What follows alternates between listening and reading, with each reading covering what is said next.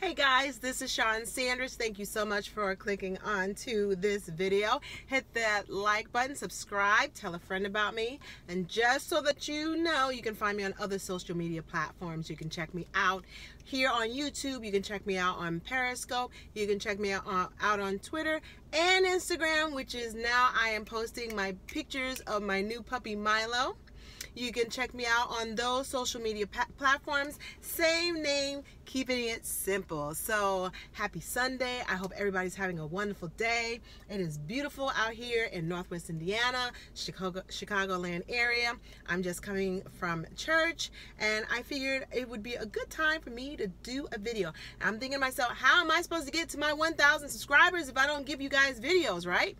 So I just wanted to come on camera real fast and talk about something because I have not been reviewing shows. I have been watching Real Housewives of Atlanta. It's been very disappointing. It's been a very disappointing season for it to be the 10th season. And I have also been watching Married to Medicine, which has been an amazing season. Now, I want to just talk briefly about love, marriage, and how people come to the table, how people view their roles and things like that. It's not going to be an in-depth conversation right now. If you wish to carry on the conversation, please definitely put in the comments.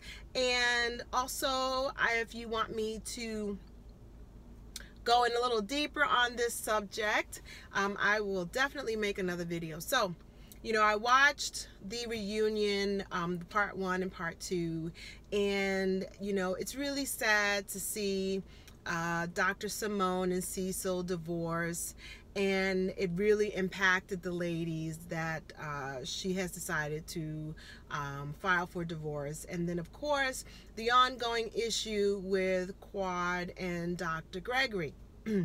So the first thing I want to do is talk about Simone and Cecil, because they were married 20 years, 20 plus years together for at least that long. And it's really amazing to see how last year and the season before that, you know, they renewed their vows. And this year they're filing for divorce, which, you know, I'm sure a lot of people have said this before, and I'm definitely a proponent of, you know, never ever go with what you kind of see couples are seeing in front, you know, because, you know, you end up scratching your head. How do you go from renewing your vows to divorcing? And sometimes, you know, especially 20 years of marriage, and you're thinking 20 years, you know, what is it that you could not have overcome in 20 years? Well, there's a lot of things, and it's not uncommon that marriages dissolve in 20, 25, even 30 years, especially when you're getting into the empty nesting phase of your life and there's no resolve in going into the next stage of your life. That if you're not happy with the partner that you have, you know, you've already raised your children, you know, it's not uncommon that adult children find out when they go to college that their parents are divorcing, and they're thinking that they would never be a child of divorce because their parents have been together for so long. But it happens a lot. You know, especially if you've been married for 20 years, 20 plus years, and so you spend a good portion of your young adult life with this person, and now transitioning into a second part of your life, you're thinking, hey, you know what? I have far more sands in the hourglass, in the lower part of the hourglass, than I do in the upper part of the hourglass, and I don't want to live for anybody else. You know, I don't want to compromise. I don't want to put off anything because I need to start living for myself. And so in 20 years, 25 plus years, people don't necessarily grow in the same direction, and it seems as though that they had not been growing in the same direction for quite some time. It's probably a shock to everyone else, and they did a really good job in masking that, but you know, it actually came to a simmer and then to a boil in this season, which is really sad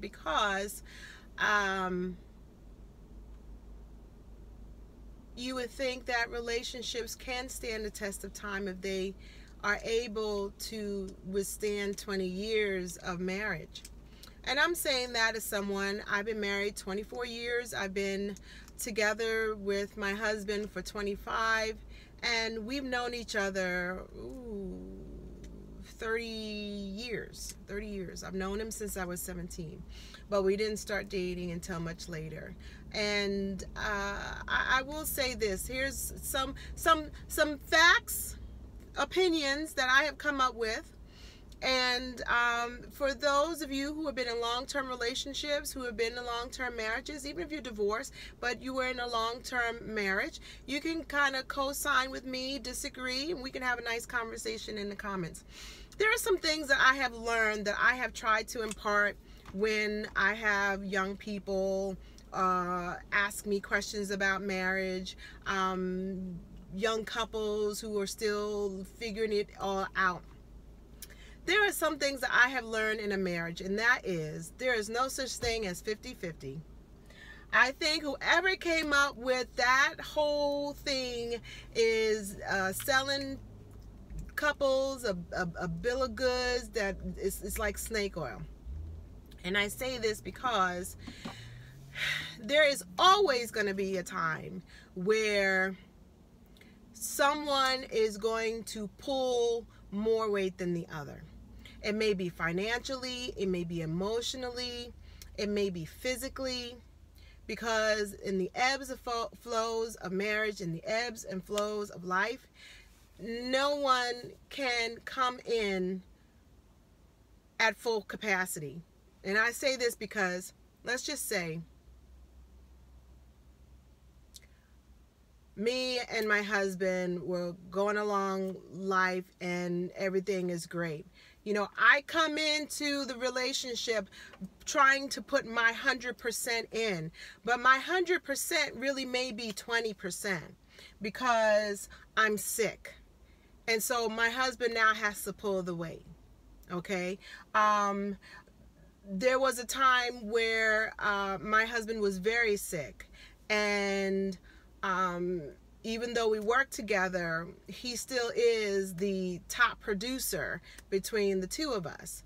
And so he medically was having some major issues, and financially I also had to pick up the slack. So physically, he wasn't able to produce and be the father and the husband at his full percent capacity as he once was. And this lasted for, I would say 2 years. I had to then come and pick up the slack. So even though he came in with trying to do his best and trying to be his best in the relationship, it wasn't his 100%. His 100% was really 30%. Some days they were 60%. Some days it was his best day may only be 20%. And then I had to then pull the weight. So to say it's 50-50, that's not realistic, because whether it's financially, physically, medically, emotionally, any of those things that can put stress on a relationship, there's always going to be someone who's going to have to pull the weight. Okay. The next thing is that some people seem to think that marriages, long-term relationships, don't need constant nurturing. And the only thing I can say about that is you have to every day stay plugged in. Every day. A marriage is, I always say a marriage is an action word. You always have to stay plugged in. You have to stay plugged in to your partner. You have to stay plugged in to their needs. You have to stay plugged in to what your needs are, and explaining and voicing what your needs are. So, a lot of times what ends up happening, and it happens, that's why I'm saying you have to always constantly stay plugged in, because life gets in the way. you're paying bills, you're working, you're raising children, you may be caring for aging parents, you're dealing with stresses on the job, you're dealing with schoolwork with the kids, and then somewhere along the line, you and your partner have disconnected. If you stay disconnected long enough, then before you know it, you don't even miss what's no longer there. And then that's when things start to happen.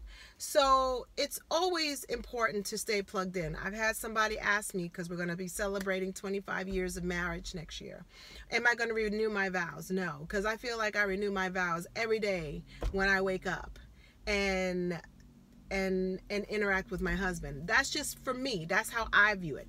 I know I've been to renewal vow ceremonies. They're beautiful, love them. And in some relationships, it's important to do it because they may have battled something and now it's a recommitment. Just like, you know, you're a backsliding sinner and you rededicate your life to the Lord. You know, sometimes you go through some things in a relationship and you rededicate your commitment to each other as husband and wife, and that's great. I don't fault that. I'm just saying, for me, I renew my vows daily when I get up in the morning. So no, I don't have any plans on doing a vow renewal. It was good 25 years ago. It's gonna be good hopefully the next 25.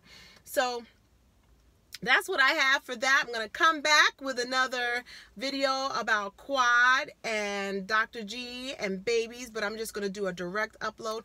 What do you think about what I said? And do you have any other gems of wisdom that you would like to add about long-term marriages and long-term relationships? So I hope you enjoy this video. Take care of yourself and each other, and I'm going to turn around and come back with another video.